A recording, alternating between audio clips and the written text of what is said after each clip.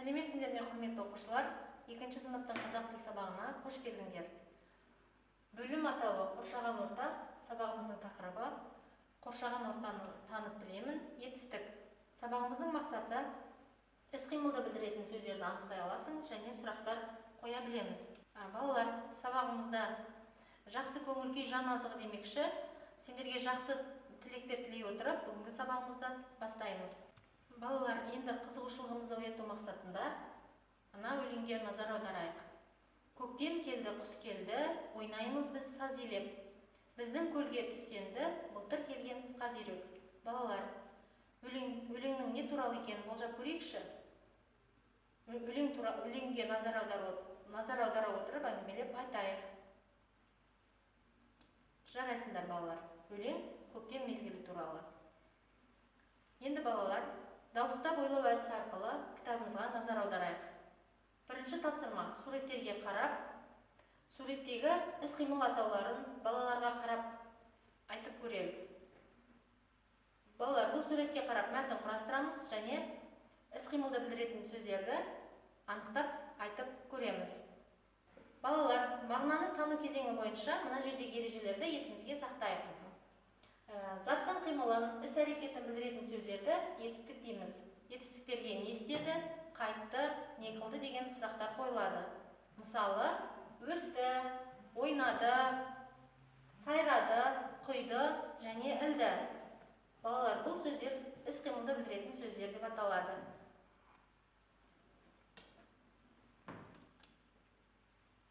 Балалар, енді екінші тапсырманы кітабымыздағы түзетулер әдісі бойынша орындап көрелік.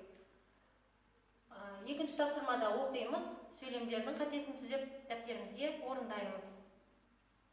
Өлеңді назар аударып оқиық. Бие мөңірейді, түйе мияулайды, қой үреді, сиыр қытқыттайды, ешкі кісінейді, ит бақырады, тауық маңырайды, мысық боздайды.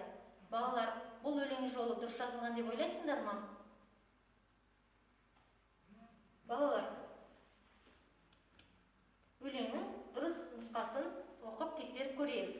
Бие кісінейді, түйе боздайды, қой маңырайды, сиыр мөңірейді, ешкі бақырады, ит үреді, тауық қытқыттайды және мысық мияулайды. Тамаша балалар.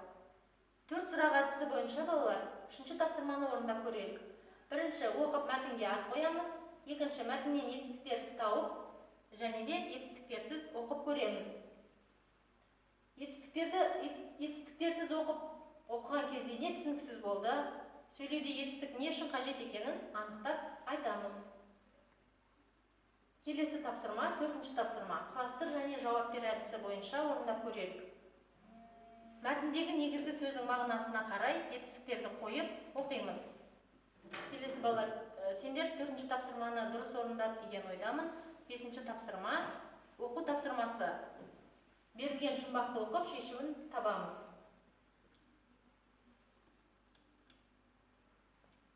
Келесі балалар, сабағымыздың кері байланысы ретінде смайликтер арқылы сабағымызды бағалаймыз. Егер сабақ түсінікті сендерге ұнаса, керемет смайлигін жібереміз мұғалімге.